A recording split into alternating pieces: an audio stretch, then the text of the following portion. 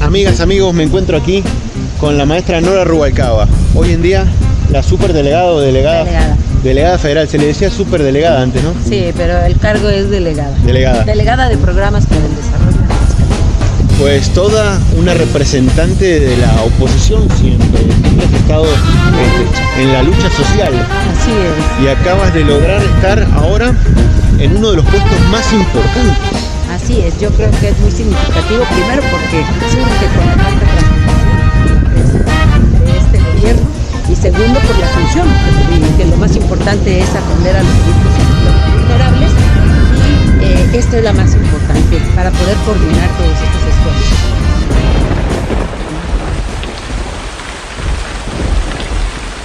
Ahora sí, cambiamos de escenario, nos agarró la lluvia, estábamos en los patios, como quien dice, de la Secretaría del Bienestar. Así es.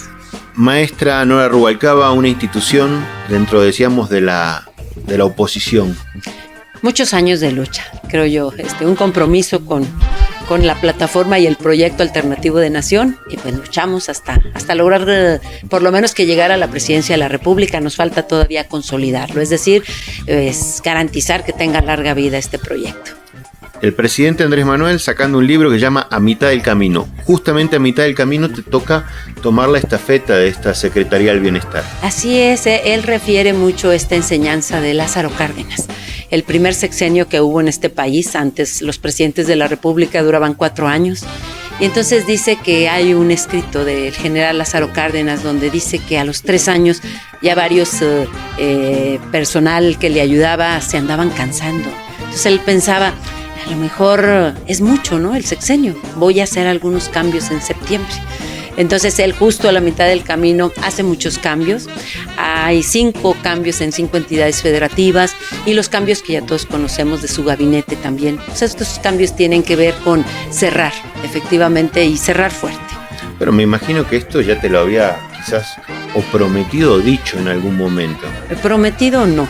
Lo habíamos comentado en alguna ocasión y bueno, finalmente al terminar el ejercicio último electoral en el que participé, pues me concreta pues la invitación para este reto, porque eso es un reto, un desafío, una enorme responsabilidad, pero también una gran oportunidad. ¿Y cómo recibes esta Secretaría de Bienestar en Aguascalientes? La recibo con fortalezas, muchas fortalezas, y tienen que ver, la principal, creo yo, con la pandemia, la crisis de la pandemia, que repito, son oportunidades de crecimiento. La encuentro totalmente coordinada y organizada con la Sedena, con la Guardia Nacional, con las instituciones educativas como la Autónoma, por ejemplo, con todo el sector salud, IMSS, ISSSTE, ISEA, la Brigada Correcaminos, tantos voluntarios y trabajadores de la Secretaría enfocados en una sola meta, ¿no? Garantizar que todos quedemos protegidos mediante la vacuna. Entonces, esa es una gran fortaleza que encuentro. Un equipo dispuesto a trabajar en días y horas inhábiles con tal de cumplir la meta. Y la otra, pues operando, trabajando, me la encuentro con este operativo del bienestar, que consiste en entregar la pensión a los adultos mayores y a las personas con discapacidad, unos en mesa, más o menos a 16,000 personas durante todo un mes. Hacemos un operativo y les entregamos a través de la liquidadora Telecom, en una reunión en su municipio cercano a su localidad. Va también la Sedena, la Guardia Nacional o la Policía Estatal a resguardar la integridad de los bienes y de las personas, y se les entrega, ¿no? Esos 16,000 personas. 15,000 van directamente a las oficinas de Telecom, la más cercana que les quede, para cobrarlo. Entonces, ese operativo también habla del trabajo y del compromiso desde las 8 de la mañana hasta las 6 de la tarde de los servidores de la Nación, los UBAs y todo el personal de esta delegación. Y en menor medida, en menor proporción, pero también aquí en la oficina, trabajando con los beneficiarios de las tandas, por ejemplo, que están recibiendo capacitación. Hay cerca de 11,000 beneficiarios en los últimos años de estas tandas, y poco más de 1,300 ya han recibido su capacitación y por lo tanto tienen derecho al siguiente monto, porque así funcionan las tandas, las pagas y luego tienes derecho a un incremento de tu crédito. Y atendiendo todo lo que tenga que ver con las dudas e inquietudes de los beneficiarios que vienen a preguntar o que vienen a ventanilla, esa es la organización que nos encontramos. Yo creo que con fortalezas esas son, y bueno, algunas áreas de oportunidad que tienen que ver con una organización administrativa más eficiente, que se puede, que yo creo que ha sido la pandemia o esta atención de otras actividades la que no ha permitido luego una regulación de manera administrativa, pero que pasando esto lo vamos a hacer porque tenemos lo más importante, que es la voluntad de todo el personal que trabaja en la Secretaría de hacerlo de manera eficaz y ordenada. Pues te tocó casi que agarrar el final de la vacunación en Aguascalientes.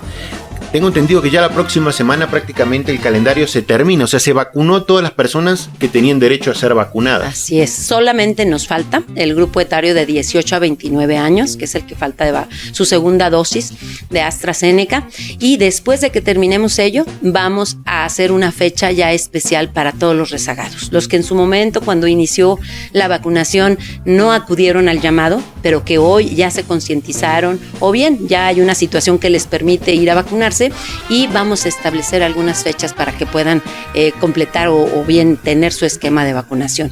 Y como bien lo señalas, el municipio de Jesús María, después de la capital, es uno de los más grandes, ahí ya terminamos. Jesús María ya está al 100% la vacunación, entonces es otra de las fortalezas que tenemos y vemos cómo cuando se coordinan esfuerzos, comunicación, pues logramos la meta de manera eficaz. Te veía en las fotografías esta semana, ya con el nuevo alcalde de Aguascalientes, creo que está entrando ya, sí, Leo Montañez. Así ¿Cómo es. va ahí la relación? Bueno, vino el día de ayer a saludarme, a visitarme y vamos a estrechar todos los lazos de comunicación con los presidentes municipales, con los que se van a reelegir. Aprovecho el operativo para ir a saludarles cuando me toque en la cabecera, para ir a ponerme a sus órdenes, para ir a pedirles el apoyo, agradecerles todo lo que han hecho hasta ahora. Lo propio haré con el gobernador del estado y vamos también a reunirnos con todos los titulares de las oficinas de representación del gobierno federal para que podamos coordinar todos esos esfuerzos y que podamos responderle a las personas todas sus inquietudes. ¿A qué me refiero? A que a veces vienen aquí y me preguntan algo que no es de bienestar, no le toca a la Secretaría de Bienestar, pero no queremos, como vulgarmente se dice, batear a las personas, queremos poder resolverlo y eso solo se logra teniendo una red con la persona a la que le toque, poder ir canalizando esa inquietud, el trato amable, el trato digno y resolverle a la gente sus inquietudes es la principal encomienda que tenemos por parte del ciudadano presidente de la República. Hay lugares en México, hay algunos estados que ya han empezado a vacunar a niños de 12 a 18, tengo entendido. ¿Aquí también se va a implementar? Se va a implementar en términos generales, esa información nos llegará después a las personas que se encuentran en riesgo. A ellos son a quienes se les va a vacunar. De hecho, los amparos que se han obtenido y que se ha vacunado a los menores tienen que ver con esta situación. Sabemos que en términos generales no es recomendable la vacuna, pero a las personas que se encuentran en riesgo como medida de protección, habremos de levantar también un censo, un dictamen, un mecanismo para poder hacerlo a nivel nacional. Pero recibiremos instrucciones más adelante, una vez que hayamos en octubre concluido la meta de esta primera etapa, por así decirlo. Dado que tu relación ha sido muy estrecha con Andrés Manuel a lo largo de los años, o eso se percibe que han sido más cercanos quizás que lo que era el anterior delegado, o por el tiempo de conocerse o demás, ¿crees que nos vaya mejor la situación en general para Aguascalientes ahora que tiene a una representante más conocida? Mira, la intención es ayudarle al presidente. Yo siempre he dicho, nosotros hemos sostenido en el movimiento que la transformación del país no es tarea de un solo hombre. Tenemos que estrechar los lazos de comunicación para saber qué nos duele y cuál va a ser la medicina.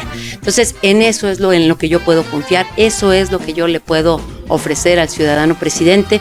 Efectivamente hay algunas peticiones ya de algunos presidentes municipales, unos que ya se van con la queja, los que van entrando con la esperanza, y yo creo que en ese ánimo esperanzador vamos, por supuesto, a tratar de ampliar los beneficios, sobre todo los presupuestales, para poder impactar. Te pongo el ejemplo de La Escuela es Nuestra, ¿sí? El año pasado fue un programa que benefició a 164 planteles, los más rezagados. Ya para este año, en esta decisión, ya fueron 175 planteles. Es decir, queremos que vayan creciendo las oportunidades y los beneficios conforme vayamos teniendo un manejo cordial y amable de cada uno de los programas y sus reglas de operación. Los adultos mayores, en el inicio de todo este sexenio, había muchas críticas de que no les llegaban a tiempo sus pensiones. Todavía hay algunas. ¿Cómo vas a trabajar ese tema? Quiero decirte que todavía hay una de las cosas que me encuentro en la entrega-recepción es alguna falla administrativa que hubo cuando empezó a levantarse ese censo. Nos encontramos con 17 problemas. Te menciono solamente algunas personas que fueron censadas y nos muestran su talón de que yo fui censada y jamás me han vuelto a buscar. Otros incluso tienen una tarjeta. Se les entregó una tarjeta y nos dicen, pero jamás le han depositado, porque no hubo una vinculación con el banco para que el banco pudiera entonces depositarle. Entonces, hoy que es un derecho universal, nosotros estamos muy orgullosos de que se haya aprobado en el Congreso de la Unión y por la mayoría de las legislaturas estatales el que sea un derecho universal estos programas. Entonces, tenemos también que ser corresponsables y no podemos permitir que una sola persona mayor de 68 y más adelante mayor de 65, que es lo que estamos incorporando en estas etapas, quede privado de ese derecho universal que ya está establecido en la Constitución. Entonces, ¿cómo voy a trabajar? Eso no lo resolvemos aquí de manera local. Esa resolución tiene que venir de oficina central y yo lo que voy a hacer es llevarme todo el listado de las personas que me he encontrado en esa situación para que se pueda resolver el asunto. Sí, es de los temas más sensibles, sí, claro. Hay mucha molestia. Las principales quejas que me encontré con mi encargo tenían que ver con eso. Sí, creo que es una de las molestias de las personas en Aguascalientes. Así y por eso es muy importante saber cuál va a ser tu compromiso respecto a este tema tan sensible, junto con la vacunación y todo lo que trae el tema de salud, pero creo que es el segundo tema o el primero. Yo sabes que, soy una persona, además de profesora en educación primaria y licenciada en ciencias sociales, de docente, pues también soy licenciada en Derecho y tengo un fuerte compromiso con la legalidad. Entonces, así como nos sentimos orgullosos de que logramos elevar a rango constitucional los programas sociales, también hay que ser corresponsables. Tenemos esa obligación y hay que cumplirla. Pues, maestra, yo le agradezco esta pequeña primera entrevista.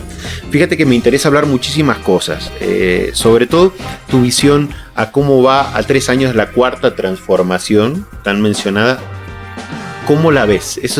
Con esa pregunta me gustaría terminar. ¿Qué se ha hecho para denominar que estamos en medio de una transformación?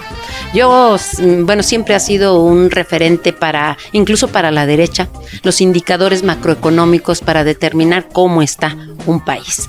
Yo nada más pido la consideración de que entendamos que se nos atravesó la pandemia, pero creo que todos los indicadores que detalló a la mitad de su informe el presidente el día del informe, el día que le da el mensaje a la nación, yo creo que hablan de esa estabilidad y ese avance de la cuarta transformación. El aumento de los salarios, la inversión macroeconómica, los proyectos que se tienen en el sureste del país, como el del aeropuerto y el del Tren Maya y el istmo de Tehuantepec, el hecho de que haya un tratamiento diferenciado en la frontera respecto de los salarios y de los impuestos que ahí se cobran. Yo creo que el hecho también de las divisas, ¿no?, que se tienen, las reservas internacionales y las remesas que se convierten también en un activo de la economía, la inversión económica también, que es no incurrimos pues en ese vaticinio que tenía la derecha de que pues íbamos a derrotarnos, ¿no?, con esta política de estar entregando el recurso económico. Yo creo que el recurso económico es producto de la austeridad, del combate a la corrupción, aunque debo decir también que todavía nos falta mucho por hacer. Y estar a la mitad del camino, pues es lo esperanzador. Finalmente yo creo que tenemos un área de oportunidad enorme y lo más significativo siempre va a ser la determinación de la población. El próximo año habrá una consulta, se habrá de preguntar a la población si queremos que se quede o que se vaya el actual presidente de la República, y yo creo que ese para nosotros va a ser un sensor determinante para saber si avanzamos por este rumbo, retrocedemos o qué hacemos, pero va a ser muy importante. ¿Están preparados para los dos panoramas? Sí, definitivamente. El licenciado Andrés Manuel es un hombre con una visión muy amplia y lo dijo, incluso lo mencionó en su informe de manera, desde mi punto de vista, conmovedora, muy emotiva, cuando dice: el pueblo lo va a decidir. Pero aun cuando el pueblo decida que sí, todavía falta que lo diga la ciencia, el universo, no sé, es decir, su salud. No tenemos la vida garantizada ni la vida comprada. Yo creo que es un hombre que nos ha enseñado a luchar hasta el último aliento por lo que queremos, pero siempre estar preparados para todo tipo de escenarios. Creo que en la lucha hemos visto cómo nos han golpeado muchas situaciones y nos levantamos y seguimos adelante porque en pos del ideal que queremos. Entonces creo que estamos preparados para todo. Y además aquí en la administración pública se aprende lo que luego allá no lo tenemos claro, ¿eh? A veces lo decimos de dientes para afuera, pero no lo tenemos claro. Yo aquí he aprendido que hoy estás y mañana quién sabe. Lo que muchos decimos, ¿no? Hoy estamos y mañana ya nos fuimos a otro lado, ¿no? ¿Te da un toque más humano y humilde? Definitivamente, porque te enseña a servir y a entregar y a hacer las cosas lo más que puedas el día de hoy. Porque mañana no sabes si vas a regresar. ¿Vamos a tener gas del bienestar en Aguascalientes? Sí, va a llegar, definitivamente ¿cuándo? Va a llegar, no sabemos cuándo, pero va a llegar a todo el país. No, pues muchísimas gracias. Gracias a ti, Andrés. Delegada, un gusto. Bienvenida a su puesto y ojalá que todas sus acciones sean para el bien de esta comunidad hidrocálida. Que así sea. Muchas gracias.